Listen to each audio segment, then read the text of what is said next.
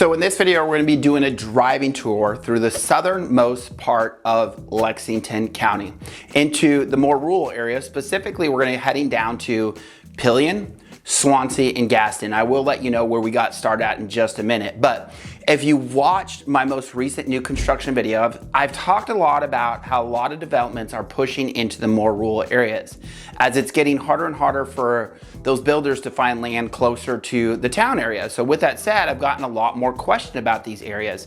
Areas like Pelion, Swansea, Gaston, even Elgin, Lugoff, and Hopkins on the other side of Columbia, and a ton more. So I'm going to start making more videos about these areas that honestly a lot of us in the past making videos haven't.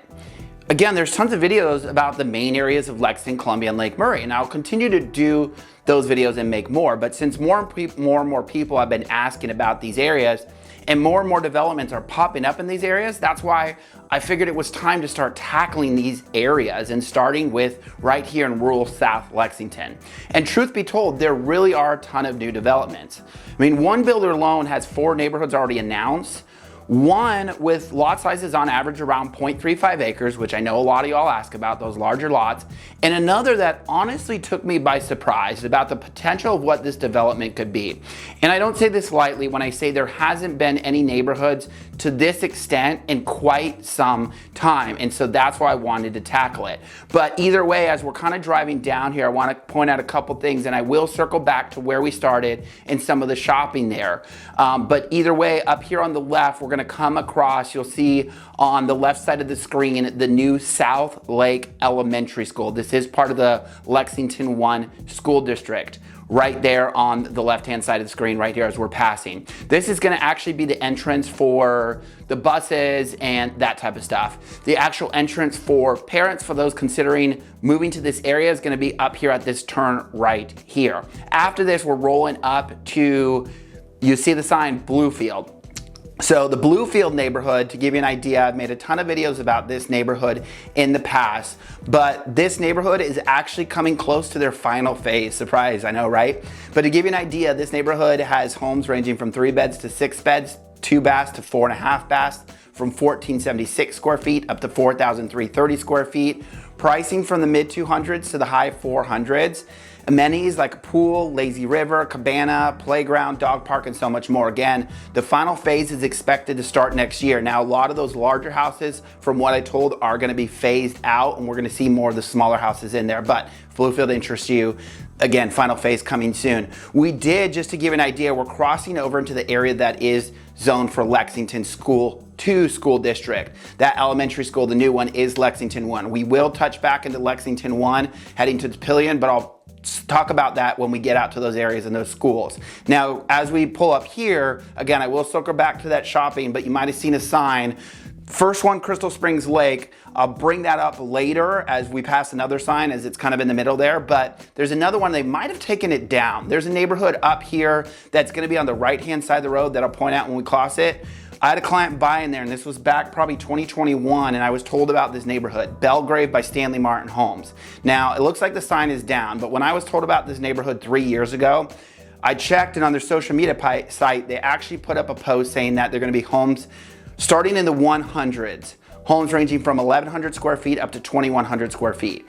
The land was cleared, but nothing ever happened to it. Now, the sign still exists out at the neighborhood, and it now does say from the low 200s. So I reached out to one of my sources, and they did say that there was a lot of issues on the development side of it, but by next year, there's the neighborhood I was talking about, Carolina Acres. So that neighborhood is actually sold out. I don't know why they haven't taken the sign. It's been sold out for some time, but that's the neighborhood where I first learned about Belgrave. But either way, I've been told that next year we should start to see Belgrave start to sell. And again, the sign does say from the low 200s now, so expecting that. Either way, again, that was Stanley Martin Carolina Acres that we just passed. Those were larger lots. Now, there's a reason that a lot of these do have larger lots, and it may not stay consistent. I'll talk about that in just a little bit. But either way, I do want to say, as I talk about it being a rural area, this isn't just my opinion of it. This is actually what is considered part of the USDA rural housing area. Truth be told, even that shopping center we started about, I promise I'll circle back to it, is that area still considered USDA rural housing. Now, I believe that'll change because obviously a lot of developments have come to that area. The population has grown, but these areas I believe will remain that way for quite some time, as you'll kind of see as we drive through those areas. That turn back there, I'm going to bring back another neighborhood in just a second here, but to give you an idea, we're making a turn onto Highway 302. To give you an idea, if you head the other way down 302, that's actually going to take you through South Congaree, past the Columbia Metropolitan Airport, and eventually hit I-26, about 10 to 15 minutes down the road. Again, I do want to circle back. Let me finish up that neighborhood because I don't want to forget about that. So that turn down there, that road will eventually actually take you back to Bluefield Road that'll bring you to that backside of that Bluefield neighborhood. But there's a neighborhood down kind of in between here and Pelion on that road. Founders Road is actually, we'll turn off of it. Lennar Homes, Founders Ridge. Now this is the one that I told you kind of surprised me about the potential of this, and I'm not saying this lightly. So their site says Lennar Founder Ridge, the 70s collection, features the largest selection of home sites available at the Founders Ridge master plan. This master plan community will be made up of 4 unique home collections. Again, for instance, if you saw my new construction update in Lexington, I talked about the neighborhood in Gilbert that was going to have single family homes as well as townhomes. That mentions 2 unique home collections. So obviously 4, be interested to see what it becomes. Now, where it gets interesting, right now, if you pull up the tax records, they own about 250 acres. There's a lot next to it that is also 250 acres that it doesn't look like they own, but if they can acquire it, you're talking about 500 acres. Even crazier to kind of just create a bunch of rumors. And there's another sign there, Crystal Springs. That's the other one that I'm going to bring back up again. Don't worry, I promise I'll talk about all this stuff. We got time here. But either way, going back to that, so you got the 250, next to it 250. Behind that is another 778 acres. Again, they don't look to own it at this point, but again, that potential is insane. But let's just start, just so it's not even like, what if this can become 250 acres. That is massive when it comes to these developments, because to give you an idea, on that new construction video, Carriage Estates in Lexington, that was 46 acres and slated to have 138 homes. And if you saw that, larger homes, larger lots. Mathing it out, that could be 700 homes if they can acquire the second property. Highway 6 right here, I'm going to circle back to that as well. I just want to point these things out. I will circle back. But if they can acquire that second property, we're talking almost 1,500 homes. Crazy, right? And then if they can acquire the 750, it just, like I said, insanity of what it can possibly be. And to give you an idea, just even on the 250 acres alone, if you've watched my videos long enough, the Saluda River Club neighborhood, right? That's around 250 acres. That'll give you an idea of the size of this neighborhood and what the potential is to be. Again, I will be keeping an eye on this, and as soon as I get more information, I will share as much as I can, because again, thinking back in Lexington specifically, I can't think of the last new neighborhood that was this size, right? Most of them have been those 50 acre, 40 acres. And a lot of people ask, new neighborhoods coming up here on the right side. I'll circle back to it. But again, just the potential for what that can be. And again, I'll keep my eyes on it and keep up with you. But either way, on the right, that was Lennar's Edmond Hill Estates. Zero information about that, not quite as much acreage as the neighborhood I was just talking about down the other side. Now, also on the left, you might see some land clearing here. Trying to figure this one out because there's no signs, or obviously the last one has a Lennar sign. LLCs, I can't link to anything. Now, what's interesting is as we drive further downhill, you'll probably see a sign, Great Southern Homes, Jim Spence Road. So down this road it was actually only just a handful of houses that Great Southern Homes built. But interesting enough, it actually backs up to this piece of land that we're looking at on the left-hand side there. Here's the Great Southern Homes right there. And so the question becomes, is this just an extension of that Great Southern Homes plans that they built? Time will tell, but obviously they're clearing land and you can tell it's going to be a development. Let's circle back though to Crystal Springs Lake, and then I promise you I will talk about all that shopping district that we started at, because it's important for many reasons. We'll get back to it. So Crystal Springs Lake, let me give you a backstory about this. For those of you though that don't know who I am, my name is Brandon. My wife and I transplanted to the area in 2015. Since then, become a real estate agent, help people from all around the country relocate right here to the Midlands of South Carolina as an independent agent. So please don't hesitate to reach out if you're considering the areas. We'd love to help you out. Either way, with that said, I was not here when this neighborhood started. So what I've been told is that this neighborhood kind of started around 2008. And so obviously what happened is it kind of went to the wayside and it never really finished. Couple years back, they ended up turning around and selling off the lots that weren't sold to individual homeowners that could custom build their homes on those lots. Since then, Great Southern has then taken over another section of it and has developed it. They're kind of coming to the end of that development. Now, where it gets interesting, you might have seen in the quick video I popped up there, is it was a gated community. They had pool, tennis courts. They had a clubhouse right there on the water. Those were abandoned years ago. And so when you go into the neighborhood, a lot of people ask the amenities. They are abandoned. They've actually changed it off so you can't even go up to the pool. It's all abandoned. And on their site, and this is material facts, this isn't me trying to steer or anything like this. I've talked to the agents on site, and this is what's on their website. It says completion of the amenities is at the sole discretion of the developer. No promise or guarantee has been made for the amenities to be completed. So just wanted to touch base on that. Again, they're wrapping up the phase, but to give you an idea, 3 to 5 bedroom, 2 to 3 bath, 2-car garage, 1,745 square feet, up to 3,040 square feet. So again, the reason I want to circle back to obviously that shopping district is because, as you kind of seen, we're in a rural part of the town. And so in this first section here, that's going to be the major shopping center. Of course, as we continue on, we're going to get closer to kind of KC, West Columbia, areas like that. And so that might be your closest shopping. But again, on this front section, that's going to be your major shopping. When we get into Pelion, you will see just in a short bit here, because we're almost there, you know, they have grocery stores and things like that and some of their own restaurants. But that's the major shopping development that we're going to be talking about here. And so circling back to that shopping center. So that shopping center has been significantly growing. It's in the south part of Lexington. Technically, it's in the Red Bank part of Lexington. Pelion Airport, I'm gonna circle back around to that too, I promise. And so either way, it's in the Red Bank shopping centers what we're talking about. To give you an idea of that development, over there they got Walmart, they got Lowe's, Home Improvement, they got Pop Shelf, there's a Starbucks over there. On the other side of the street, they actually ended up putting in a public shopping center, sorry about that. In that shopping center, they have a Chick-fil-A, there's a Food Lion over there as well, and recently they announced across the street from that is going to be a new shopping center with the anchor being Lowe's Foods, different than Lowe's Home Improvement that already exists over there. There'll be a Chipotle Mexican Grill, Tidal Wave Car Wash, Panda Express, Planet Fitness, and even they said 150 plus townhomes. So just a really growing area, and like I said, major shopping district, even for this area here. As you can see, as we pull into town, there's a Dollar General. Later on, we'll pass an IGA, and we are pulling into Pelion right now. I'll give you a little bit more information about Pelion in just a second here, but a couple more things I wanted to kind of pick up back that I missed earlier on. Give an idea where we started, not right now, obviously you've seen the drive. We were 8 minutes behind us to I-20, keep going 13 minutes to downtown Lexington, keep going 20 minutes to Lake Murray, to kind of give you perspective where we started. Now we're over here in Pelion.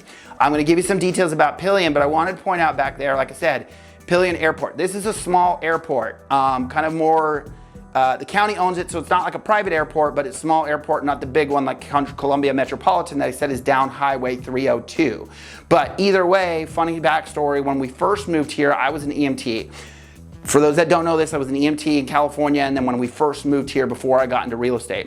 And when I first got started, worked for Lexington County, and they stationed me down here in South Region. So I was spent, and of course, when you first get started, you start on night shift. So I spent many nights here on night shift, out here in Pelion, Swansea, and all these different areas, which was quite a drastic change from obviously the busy, crazy Los Angeles area that I was working in, where we had many sleepless nights, coming here where it was rural America, quite different. And so I always say it's kind of funny, just such a change. Everyone's like, it's a culture shock, right? It's this big change from where I came from and where I was working. But either way, that's over there.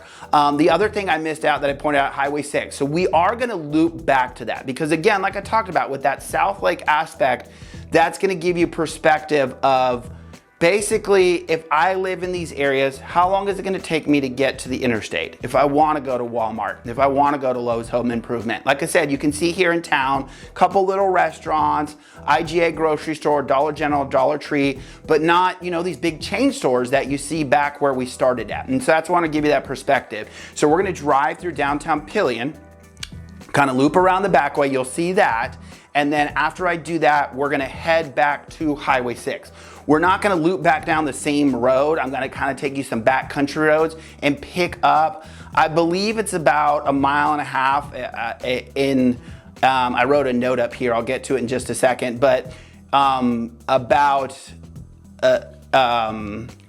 entrance, 2.5 miles, there it is, 2.5 miles from where I said, hey, there's Highway 6 to where we're gonna pick it back up. Again, this is to give you a good perspective of how far things are from where they are. But either way, let me bring up Pelion again. So Pelion, to give you an idea, the population itself, we're talking about the town of Pelion first for starters. It's gonna be 3.77 square miles, population of 631. Now, outside of that, there's what's considered the Pelion census area. So this is a much larger area, kind of this whole area that we were driving through after we kind of left the Red Bank area, kind of turned down 302. Eventually, that's when it turns into Pelion census area. That population comes in at 27,080.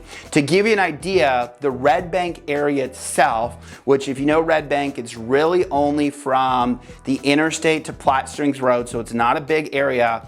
That's over 10,000 now. So you're talking, that's where you can say, I can say this is a rural area just based off the density of population to kind of give you an idea.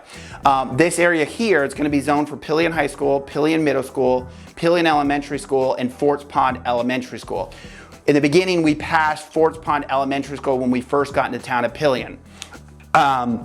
There's a park right here in front of me, and this is why I turned this way. I was gonna go that way. Probably would have been easier, but I wanted you all to get an idea of the park here. I got a new camera with a wide angle lens so you guys can capture all this stuff and see it, but there is a park here in Pelion. I always point the backwards way, but either way, the reason I said I should have gone this way is because this eventually turns into a dirt road. You'll see that. Obviously out in these more rural areas, not every road is a paved road. Now with that said, a lot of the new construction, of course, is gonna be off of paved roads, but don't be surprised if you come across different dirt roads. If you're looking at the resale world, there are a lot of dirt roads out here in the country. And you'll see as we kind of turn around this corner, I'll point out again about it being country. Now let's talk about one of the big reasons. Pelion is one of the big reasons we're also starting to see a lot of developments in the area. What do I mean by that? So going backwards, a lot of this did not have adequate sewer to help out the developments. And so a lot of the developments you saw, Carolina Acres that I talked about, and many of the others out here, Jim Spence knows, were on septic, just because there wasn't public sewer for them to use. Well, Pelion schools were having issues with their systems, and the local town system couldn't, keep up with it. So Joint Municipal years back said, we're gonna run a sewer line out there for y'all to help with that. Of course, the moment that happened, the developers like, did you say public sewer, right? And so obviously that started the transition of where a lot more developers started coming to the area. Now, going backwards, again, I say this, nothing wrong with septic. I have clients that swear by septic and say there is not a chance you cannot pay me to go and pay for sewer. Why would I pay a company for sewer when I can have a septic tank that every 7 years I gotta pump out? In their eyes, they would never go on it. So it's not that septic is a bad thing. However, there's a good portion of the population out there and they either don't like septic or they watched Meet the Parents one too many times and they're like, I'm not dealing with that, right? If Fokker flushes the toilet and all of a sudden my whole backyard is sewage, like I'm not, right? And so that's why the developers just jump on it the moment it happens. Not saying that there aren't developments out here in the past, but it also clues you, and I've talked about this in many videos, when you see those random neighborhoods out in the country and it's like half-acre lots. When you have septic, you have to have a larger lot just for that drain field. And so naturally, you're gonna have the larger lots. And so that's why a lot of times out here you see that. Granted, sometimes they do build neighborhoods with larger lots that are on public, but it's not always the case. And so I always want to tell people about that. Either way, as you can see, as we're driving through here, kind of cutting back to Highway 6, circling back around, as I said, kind of out in the country, you've seen a lot of farmland out here. Now this obviously looks a little bit different, but I bring that up because a lot of times I talk about rural and you see online, I've seen it and driven through places like Tennessee, and you got these horse farm fences with horses galloping. And so I think that's what I talk to a lot of people, they're hoping it is, of when I say rural, of like, yeah, I love farmland and all that stuff. But you can see this is true farming. Now, as you see, crops and things like that. And when I did a drive through the west side of Lexington, still a ton of farmland out that way, right? Now you have seen just where the airport was in Pelion on the other side of that, solar farm. That's come more prominent out here. Not entirely, trust me, as you see, there's still tons of farmland out here, but that's kind of the case, right? Of course, you do have some that raise crops and stuff, not crops, but animals and things like that. But a lot of it is still true farming, and that's what we see out here. Again, I spent a lot of time out here on the ambulance. Again, as you can see, as we're driving through here, this is why a lot of us don't make videos about the area. A lot of people are like, why aren't there a ton of videos? Because if you've watched any of my other videos, right, half the time I'm sitting there going, on the right is Target, on the left is this, on the right is that, right? We're out here. This is rural America, right? 100%. This is what rural parts of town look like.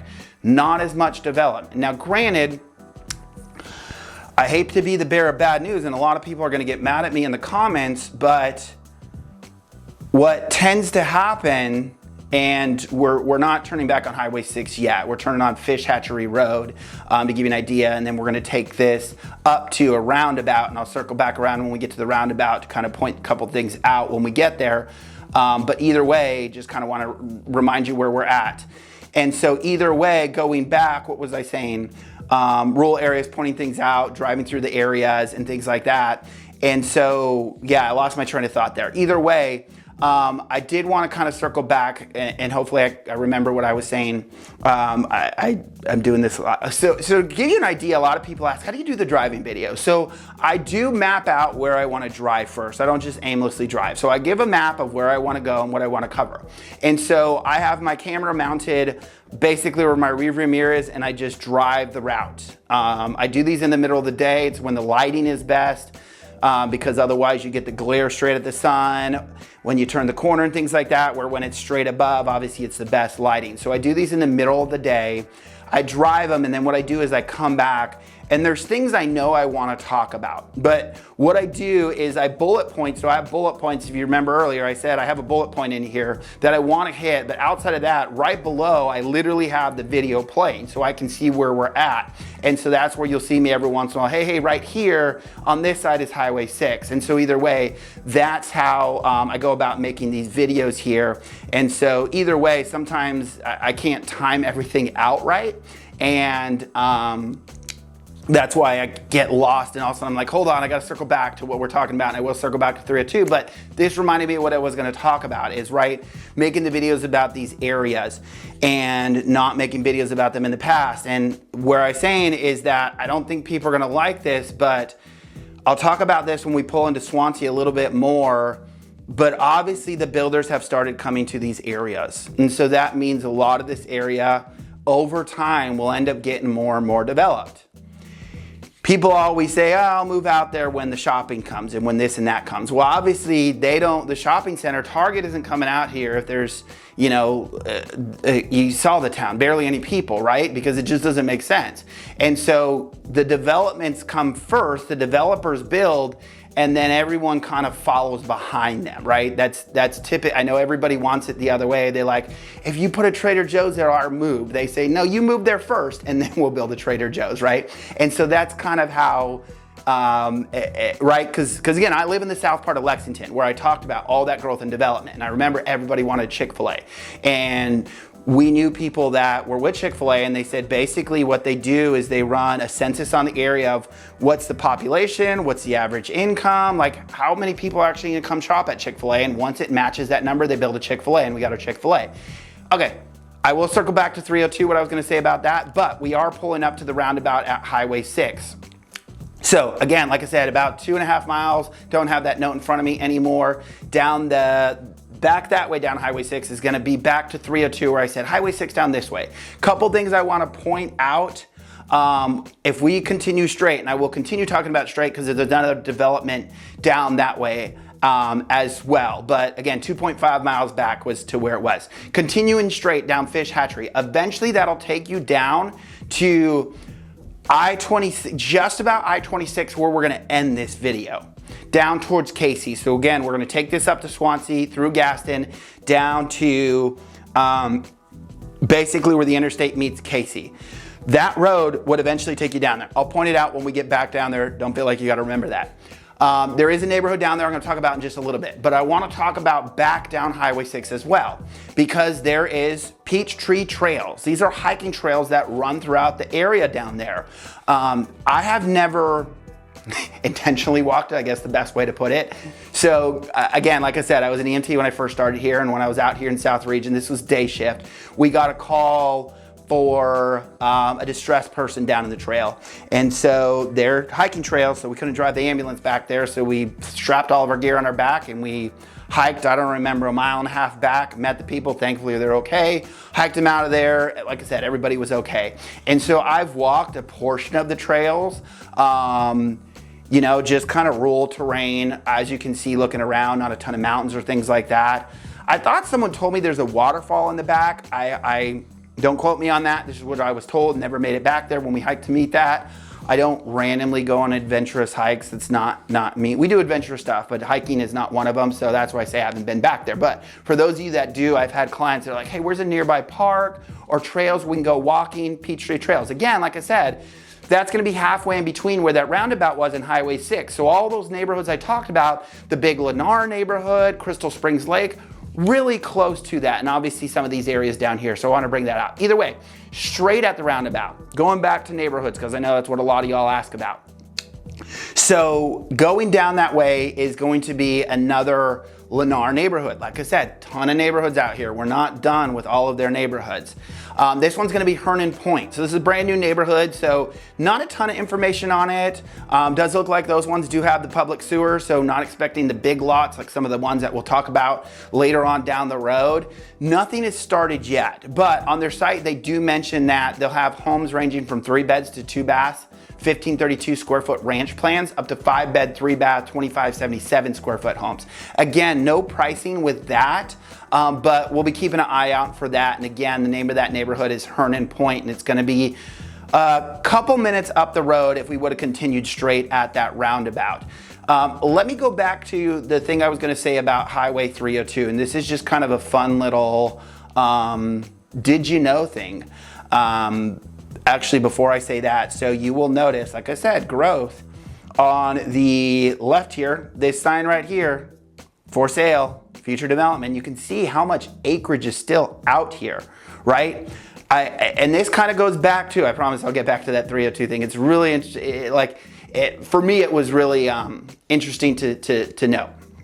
But either way, going back when I first moved here, I've talked about this in a lot of videos. Everybody said everything was gonna move to the west side of Lexington, out towards Gilbert, Batesburg, Leesville, and it really didn't. And a lot of that was because the land didn't go up for sale. It's probably a lot of portion of it. You have a lot of farmland, like I said, out there, and they're still farming it. Where out here, you can start to see there's just a ton of it that people are okay giving up. Obviously, as you know, farming has gotten harder and harder over the years, and there's some, that's why some of them have told them to solar farms, and other them are saying, we're done, we're gonna sell, or we're gonna sell. And so that's why things, I think, push south quicker, is just because that land came up for available. And obviously you can see there's a lot of land that people are now trying to put on the market and sell, and these developers, Lennar specifically, like I said, are jumping on the opportunity to grow out this area. There is a motor park complex down here, dirt bikes. I rode dirt bikes back in California, but sold it before we moved out here. But again, EMS, I ran a call out there. I'm not sure if we passed it yet because I just looked down at the driving and it reminded me. But let me circle back to that thing about 302, which is interesting. All right, so talking about Highway 302. So if you remember, we made that turn. I said Highway 302, going to the left would have taken you back to the airport down that way. So Columbia Metropolitan Airport. For those like me, 80s babies. One of my favorite bands growing up was Blink-182. Went and saw them, Blink-182 and No Doubt concert. So those of others that were fans of Blink-182, remember when Travis Barker went with DJ AM and they started their whole touring kind of DJ drumming thing? So you also remember that they got in a plane crash and multiple people passed away on the plane crash, but DJ AM survived and so did Travis Barker. Talked about a lot of trauma and did that kick DJ AM back in out of recovery and all that stuff. That was at Columbia Metropolitan Airport. So basically, I gotta pick that up in just a second. Basically heading down 302, on the left side is gonna be the airport. And if they said it was pilot error, what happened is they had an issue with the plane, and when the plane went to take off, they should have aborted and they tried to take or abort. No, I take it back.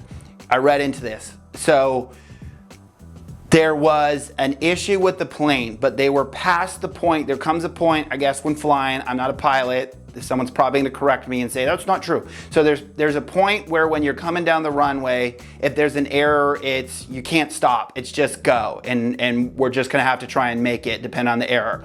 And so they were past that point, the error came up, and I guess they tried to abort and couldn't, and so they didn't take off, went right over the gate and crashed in the other side, caught on fire. That's right there on 302. When you're driving down 302, you'll go under kind of this dip of the airport. You'll see the airport up there. Like I said, a lot of private planes parked right there, and that hill right there is where they crashed. So again, I thought that was pretty neat.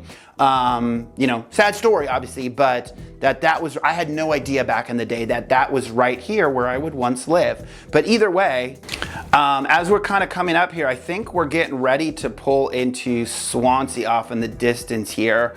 I used to, when I first moved here, there's a couple houses I took pictures of because I always thought they were so cool. This one up here on the right-hand side of the screen, it got a pond back there, and I was like, this is country living right here. Like, this is what I thought of when I thought of country living.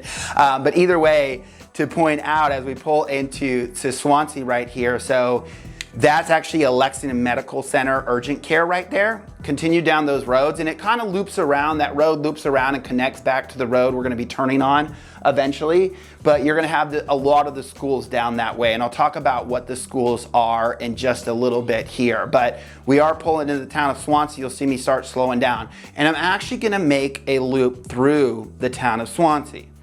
And after we go through it, as we go through it, depending on timing, I want to talk about this a little bit more because I've got a lot of chance to travel the country.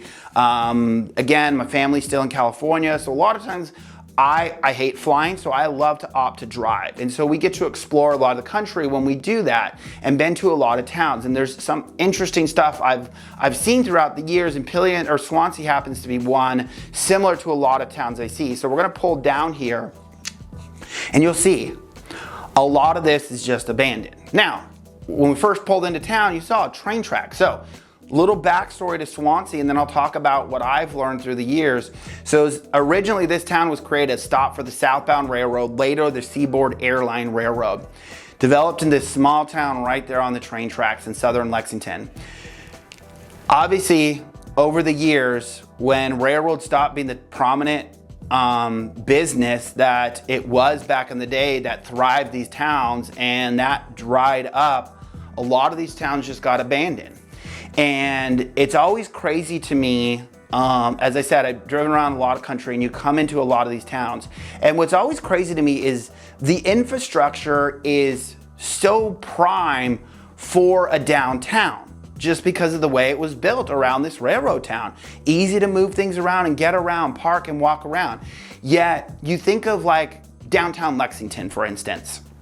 Infrastructure is horrible for being a massive downtown like it is, right? 2-lane roads, very difficult to get in and out of. They have to create these one-way roads just to create. And so it's always like, why do the towns that are infrastructure is built for it don't grow? Yet the towns that it seems like the most horrible infrastructure are the ones that take off. Franklin, Tennessee, we went out there. Same thing. Everyone loves this area, but you go and it's these two little lane, tiny roads with all the shops on it that you feel like you're in a Hallmark movie during Christmas. But it's like getting in and out of there, it's like, this is difficult, all these two little lane roads. Now granted, as I've talked about this with people that are smarter than I am, what they've always said is obviously one of the big factors of what helps towns grow is the interstate system, right? Because obviously, take for instance for Lexington, you're just a couple miles off the interstate. So when you have areas like Columbia where people can commute for work, that interstate helps. The further, the way you are from the interstate, or as you can see here, we'll drive down the interstate, the harder it is for those towns to grow, just because you have all this commuter traffic and things like that. Of course, one of the dynamics that I've said change is work from home has allowed people to kind of move to different areas where it wasn't as like, hey, where are all the jobs going, because they work from home. So you're kind of starting to see growth in some of the more random rural areas around the country as people can work from home and commuting isn't as big of a deal. Or if it's like, hey, I only got to go in the office twice a week, so that 30-minute, 40-minute commute isn't as bad as when I had to do it 5 days a week. So that's where we're starting to see growth kind of pick up in the outskirts, I think a bit more is that. But either way, circling back to this town to give you an idea, you can see Dollar General in here, just kind of a small town area as well. But to give you an idea about the town of Swansea itself, so their population, 2.14 square miles, was 722. Now again, talk about census population area, because kind of some of that area we first drove through and the rest of this area is going to be considered as well Swansea. 15,878. Again, when you spread this out over a large area, it's still very rural, not as densely populated as many of the areas that we do videos about. Either way, to give you an idea, Swansea actually has 6 different schools. They got the Early Childhood Center, Swansea Primary, Sand Hills Elementary School, Sand Hills Middle, Swansea High Freshman, and Swansea High School.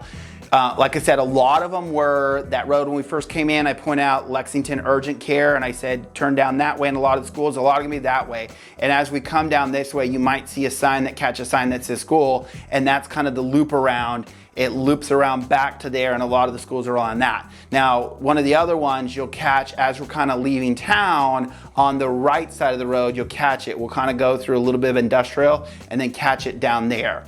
And so that's where the schools are for these areas. I think I have said a lot through this video. I still have more to say. I still have a lot more that we are going to see. We're not done yet. Stick around, but I'm going to take a sip of water, and I will pick back up here in just a little bit as we get close to a couple more things, because that neighborhood that I talked about with the 0.3 acre average lots, we still got to hit that. That's still coming up down the road, as well as showing you the proximity to the interstate and more shopping this way. Because again, like I said, Highway 6, Red Bank, that was the main shopping center for the first part. As we come this way, probably not. Probably gonna take you longer to get there, where there's plenty more shopping down this way and plenty more to see. As well, stick around, because probably one of the most interesting things that happened during one of my driving tours happened in just a little bit here. You're gonna see it, don't get me wrong, and let's just say some of you in the comment section were right, but we'll get to that. And here's that school right there on the right side. Let me get a drink of water and I'll be right back with y'all.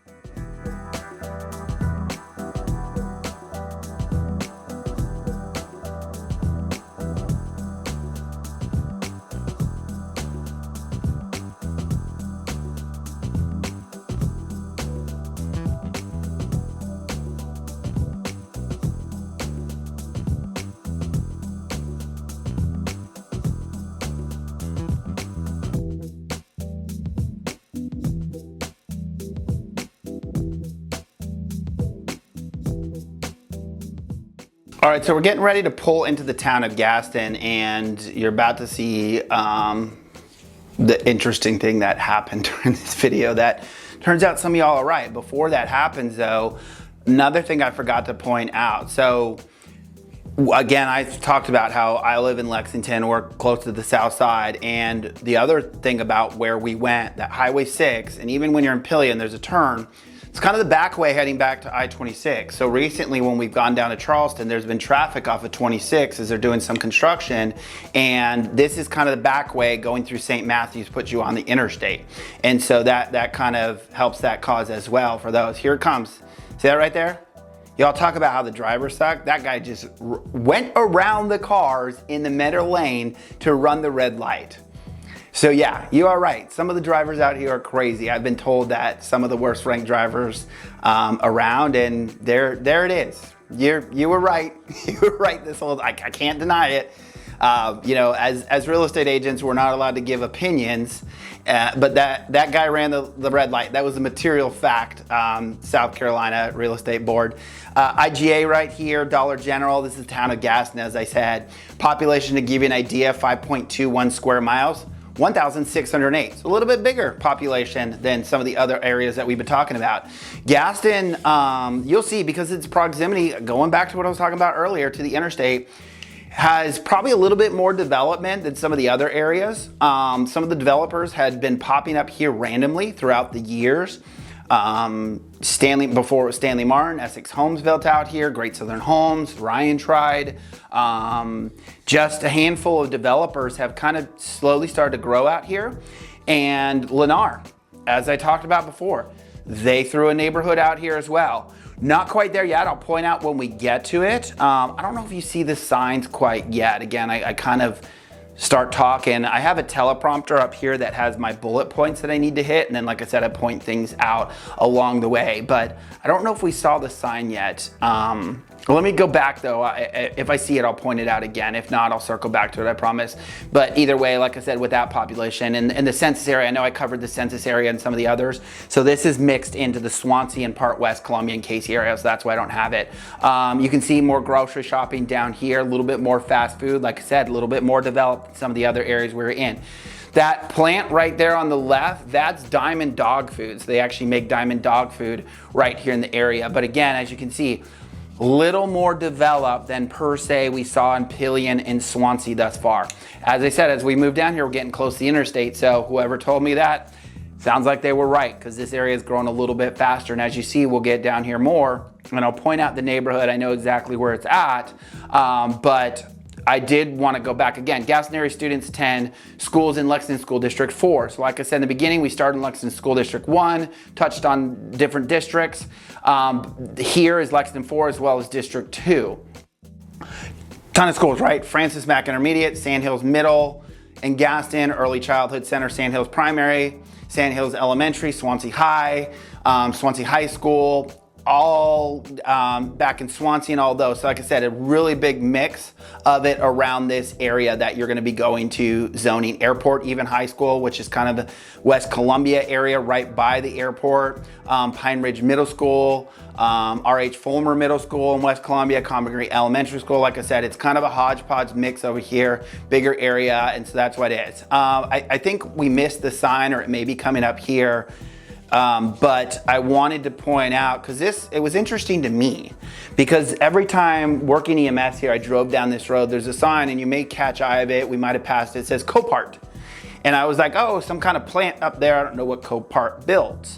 But in making this video, I finally was like, what is Copart? I've seen this sign so many times driving down here. What's up there? Obviously something developing up there, as you can see. That was a building though. I don't know if it's a church or if it's I don't know what it is, honestly. I just noticed that out of my eye. And I think the Copart sign is right there. Right there. That's the Copart sign. It's an auto auction. And so interesting enough, why I wanted to like make an ordeal out of that, not just like, why did you hype it up over an auto auction? So over in Leesville, you have Rawls Auto Auction. If you've ever been over there, I've seen the sign all the time. And the sign says Nation's First Auto Auction. And I was always curious, like, what's the story behind this? So allegedly, in March of 1938, J.M. Rawls visited a livestock auction in Columbia, South Carolina. He was already in the car business and he wondered, why can't we do cars the same way? Why can't that be sold at auction as well? Seemed like a good fit to him as well, being in the car industry, and he gave it a try. The results were the beginning of the auto auction industry. If you've watched my videos in the past, I have driven through Batesburg-Leesville towards Batesburg-Leesville on the west, but I may do a further detailed into that. But I really thought that was interesting that right here in South Carolina is where the first auto auction was. Either way, right here down to the left is gonna take you to that Lennar neighborhood. This neighborhood is building. There is information about it because they have houses out there that have sold, have closed, people moving in. I have a buyer in that area as well. Lennar Village at Glen Hill. Let me give you an idea of this neighborhood. So they got homes from 3-bed, 2.5 bath, 1,283 square feet, up to 5-bed, 3-bath, 2,557 square feet. It's a neighborhood where you're gonna find those lots with the average size around 0.3 acres, with some being more. Pricing currently sits around the mid 200s, ranging from 259.9 up to 282.99 for active homes right now. And if you watch my new construction video and talk about incentives, Lennar's one, will you regularly see them slash prices? I know I talked about, well, we don't see much in pricing. Lennar, as those houses get closer to completion, you see them drop prices. Now, once they do their price dropping, they don't really negotiate too crazy on it. They're like, no, it is what it is. You can start I've had still people get incentives from it, but you will. I don't want to put my foot in my mouth and say, well, Brandon, you said they don't cut prices, and Lennar's slashing prices. And this isn't just this neighborhood here too, because to be 100% honest, one of their first neighborhoods, again, give you an idea, I've talked about this in one of my other new construction videos. Lennar is not new by any sense of the means. They're across the entire country. I had a friend buy a townhome back in California by Lennar, but Lennar was new to the Midlands of South Carolina. And one of the first neighborhoods they had out here, I saw them doing that. And I had a client that was like, they've literally dropped $80,000 over the time. And they like I said, I guess it's just their methodology of how they do things. Like I said, I'm learning that. But either way, that's one of the neighborhoods, and that's one, like I said, 0.3 acre lots. I missed it. I wish I would have pointed out. I was going to, but I was too busy on my tangent and didn't want to forget. I do want to point out right there, you might have seen some signs right there. There it is. Evacuation route. So let me finish the other thing and then I'll talk about that. So when we were up at the top of the hill coming down, I pointed out Lennar right past that. It's really cool. Obviously it's cloudy today when I was filming this, but you can see all the way to Columbia up there. And you might have seen it when I showed the neighborhood. It's pretty neat. I always thought it was so cool driving over that crest when I was on the ambulance, and you could see all the way to Columbia. Either way, that area there, I gotta point this out. State Farmers Market, that's actually coming up right here on the right-hand side of the road as well. So State Farmers Market, this is like a true farmer's market. You can come out here, get plants, vegetables, all kinds of stuff. Really good deals on it too. So definitely come check that out. But either way, evacuation route. So crazy thing I've seen here. Hurricanes, right? We're new to us, come from the West Coast. And so what they do is, give you a backstory. I was on the EMS strike team. So whenever there was a natural disaster, I was on the team to strike out. Now, typically when the hurricanes happen, I was on shift. And so you only strike out if you're off shift that time. So I never went. But essentially what happens, it's crazy, is they reverse lane reversal. And you'll see some of the signs as you're driving around this area that say lane reversal to Charleston, lane reversal. So they literally reverse the lanes of the interstate. And so both sides of traffic are coming out of Charleston to flee when a hurricane's coming. Obviously though, if you're on a strike team and you gotta get down to Charleston, you gotta get down there some way. So you'll see those signs, and so that's kind of one of those back ways to get down. I keep doing it backwards as of what we said. We're driving that way, and so I gotta point backwards. It's like, you ever watch fitness trainers and they're like, you're right side and they're pointing at their other side. Either way, right here on the left side of the road, I do wanna point that out.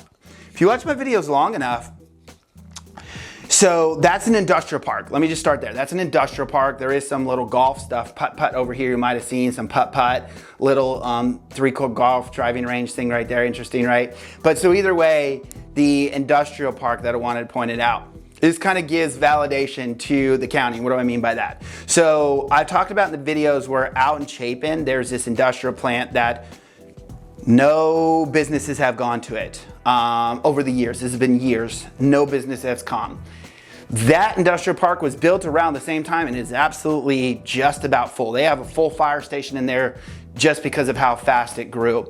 And so either way, what the county has now blamed is the roads. They say, look, the roads getting into Chapin, where that industrial park is, are not wide enough, and that's why they're not coming.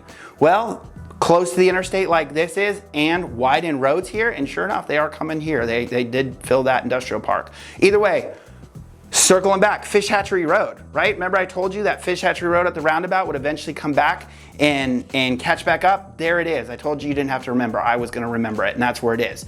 But as we're pulling into here, you might have seen the sign on the water tower. It said Casey, so we're kind of pulling into the Casey, eventually West Columbia area. So again, that's why I say Gaston, a lot closer to Casey, West Columbia, and some of this other shopping in the area. I don't know why I normally fast forward through the red lights. I didn't know why I didn't fast forward through this one, but thankfully it turned green. Not waste your time too much. Thank you for watching so long, appreciate it. But as you can see, we're pulling up the interstate. So that first turn there would take you down I-77, heading up around Columbia, out towards Charlotte. Up here, we're pulling up, you can see Starbucks, Bojangles, almost called it Carl's Jr. On the West Coast, it's called Carl's Jr. Hardee's. Over there, you have McDonald's up here. You have a bunch of different fast food and things like that, but we're pulling up the interstate. So you got 26 heading to Charleston, and then 26 heading up towards, as you can see, Spartanburg, through Lexington and all of that. So full circle here. Hope you enjoyed it. Hope I didn't miss anything along the way. I'll talk about it in another video. Appreciate you all sticking around.